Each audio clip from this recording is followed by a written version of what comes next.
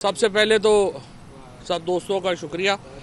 आज यहाँ election commission of Pakistan में इमरान खान साहब का तौहीन इलेक्शन कमीशन का केस है और मेरा केस है। कुल 4 केस हैं जिसमें खान साहब और मैं जो हैं ये को एक्यूज़ हैं और 9 अगली तारीख जो है वो इसमें डली है। इमरान खान साहब का जो इलेक्शन कमीशन ने ऑर्डर किया था कि उनको वीडियो के ऊपर पेश किया जाए, इलेक्शन कमीशन के अहकामात के ऊपर सवाए हमारे कोई अमल तो करता नहीं है। तो वही हुआ कि जेल वालों ने उसके ऊपर अमल नहीं किया और इमरान खान को वीडियो के ऊपर पेश नहीं किया गया। तो मैंने तो यही अर्ज़ की है जज साहब को कि अगली दफ़ा इमरान खान साहब को आप इलेक्शन कमीशन में पेश करने का हुक्म कर दें तो फिर ये सारे यहाँ पे ठीक हो जाएंगे। सब जो हैं वो फिर वीडियो लिंक भी ठीक हो जाएगा और जो टेक्निकल प्रॉब्लम्स हैं वो भी ठीक हो जाएंगी। क्योंकि इमरान खान को अडयाला जेल से बाहर निकालते हुए पूरी जो हुकूमत है उसका ब्लड प्रेशर नीचे हो जाता है, क्योंकि उनको पता है कि इमरान खान को जेल के दरवाजे पर लाना भी इस वक्त पाकिस्तान में इनकलाब को दावत देना है। पेशावर से लेके लाहौर तक ये जो दोनों सड़कें हैं, जरनैली रोड जिसको जीटी रोड कहते हैं और हमारी मोटरवे, इस पे सर ही सर होंगे। लोगों को समझ नहीं आएगी कि जाना किधर, जा कौन रहा है और आ कौन रहा है जिस दिन इमरान खान इंशाल्लाह जेल से रिहा होंगे। क्योंकि वो इस वक्त पाकिस्तान के लोगों का जो सिंबल है, अलामत है मुक़्तदर आला होने की, वो इमरान खान है। तो इसलिए ये घबराए हुए हैं। इसीलिए आज इन्होंने उनको, आपने देखा कि सुप्रीम कोर्ट में एक तस्वीर लीक हो गई इमरान खान साहब की, तो उसके ऊपर कितना तमाशा बना और जो सुप्रीम कोर्ट के तमाम जो अथॉरिटीज़ थी उनको तो होश ही नहीं आ रहा था कि पता नहीं क्या हो गया। अगर आपने इतना डर के हुकूमतें करनी है तो फिर क्या हुकूमतें होनी हैं? फिर वैसी हुकूमतें हो रही हैं जैसे कि आपके सामने है। पॉलिटिकल नैरेटिव आपका है कोई नहीं। कभी कह देते हैं इमरान खान को जनाब इसमें सजा सुना देंगे, मिलिट्री कोर्ट में दे दें, कर लेंगे, वो कर लेंगे। इस तरह थोड़ी मुल्क चलते हैं। मिलिट्री कोर्ट में सजा इमरान खान को आप दे देंगे, उससे इमरान खान की क्या पॉलिटिक्स के ऊपर क्या फ़र्क पड़ेगा? पाकिस्तान को इतना तकसीम कर दिया है इस हुक्मरान टोले की पॉलिसीज़ ने कि मुझे तो बहुत ही दुख होता है कि जब मैं देखता हूँ कि पेशावर के अंदर जब एक बिल्कुल जाहिल जो वो तालिबान का नाज़िमुल अमूर है, जब वो पाकिस्तान के कौमी तराने के ऊपर खड़ा नहीं हुआ तो ख़ुद पाकिस्तान से लोग जो हैं वो कह रहे हैं कि कोई बात नहीं हुई और क्या हुआ। ये तकसीम है जो पाकिस्तान में जिसमें मुब्तला कर दिया गया है। वगरना जिन मुल्कों की कौमें ज़िंदा होती हैं वहाँ पे उनका कौमी तराना, उनका कौमी परचम उन मुल्कों की निशान होता है। ये जो जहालत है इसको भी डिफेंड करने वाले आपको पाकिस्तान में मिल रहे हैं। तो इससे आप अंदाज़ा लगा लें कि पाकिस्तान में तकसीम कितनी है, जहालत भी कितनी है। इल्म का मुकाबला जो है वो इस तरह नहीं होता।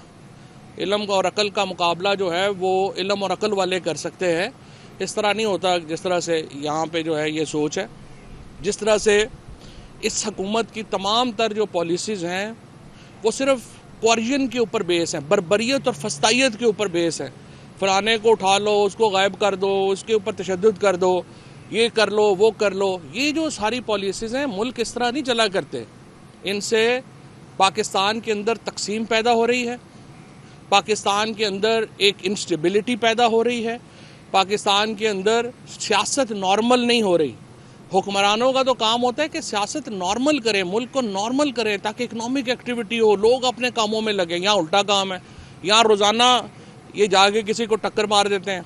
अब आपने देखा है कि किस तरह से हुकूमत के इस ग्रोह ने जाके सुप्रीम कोर्ट को टक्कर मारी है और अब उस टक्कर के नतीजे में अपना दिमाग जो है वो घूम गया है। कभी रात को बिलावल भुट्टो साहब जो विक्ट्री के निशान बना के निकल रहे थे, अब कहते हैं हमारा तो उन तरामीम से कोई ताल्लुक ही नहीं, मैंने तो देखी ही नहीं हुई थी, मैं तो मजबूर हूँ, मैं तो फलां हूँ। और जो हमारे ये वाले हैं वो कहते हैं हमारे पास तो आया ही नहीं था, काला लफाफा को रात को पकड़ा गया था, वो हमने आगे कर दिया, हमने तो देखा भी नहीं।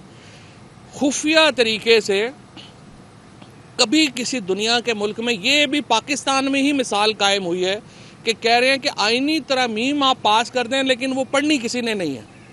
आप अंदाज़ा लगाएं जहालत का कि पाकिस्तान के आइन का बुनियादी स्ट्रक्चर तब्दील किया जा रहा है और कह रहे हैं पढ़ना किसी ने नहीं है। भाई इस तरह थोड़ी होता है दुनिया में। आप ये जो जमहूरियत है, ये जो तमाशा जमहूरियत का बना है, ये जो इलेक्शंस ये 800 साल 900 साल जो इसको लगे हैं बनने में करने में, ये इसलिए बना है, ये इसलिए हुआ है कि इसके इलेक्शन होंगे, इलेक्शन में जो मेजॉरिटी होगी वो हुकूमत बनाएगी। यहाँ 18 सीटों वाले को प्राइम मिनिस्टर बना दिया और सारी खराबियाँ जो हैं वो इलेक्शन के नतीजा ना मानने की वजह से पैदा हुई हैं। अब जिस तरह हमारे एक दोस्त मतीउल्लाह जान ने कल कहा कि नवाज शरीफ साहब को असल में लास्टक वाला पजामा पहना दिया उन्होंने लाहौर से जता के, उनको लगता है जो ही तहकीकात होंगी तो मेरा पजामा उतर जाएगा, इसलिए वो लाहौर से चल के आए यहाँ पे वोट देने।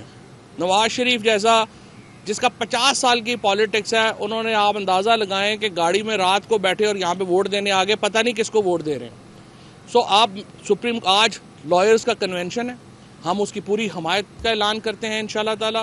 पूरा पाकिस्तान इन वकीलों के पीछे अब खड़ा है, पूरा पाकिस्तान अपनी सुप्रीम कोर्ट के पीछे खड़ा है और इंशाल्लाह ताला पाकिस्तान के आइन के ऊपर अमल होगा। सीनियर मोस्ट जज जिसका हक है कि वो चीफ जस्टिस ऑफ पाकिस्तान बने, ये जो कह रहे हैं ना कि चीफ जस्टिस पाकिस्तान का ओहदा ही हटा दें, ये नहीं होना।